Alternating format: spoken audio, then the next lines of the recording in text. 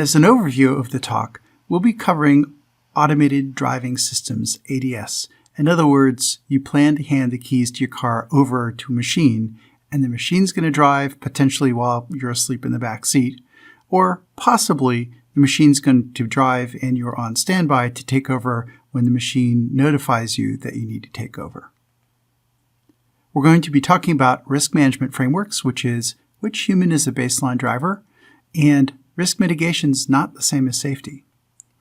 We'll talk about uncertainty as a limiting factor for deployment. You have to predict the safety before you deploy. It's nice to know how it turned out, but you really want to make sure you're safe before you deploy. And that's going to require field feedback to manage uncertainty. We'll talk about a broader view of safe enough. It's not just how often it is between crashes. It's also some ethical considerations about the distribution of risk. And we'll come to a hierarchical model of safety needs. Safety means more than one thing, all at the same time to different stakeholders.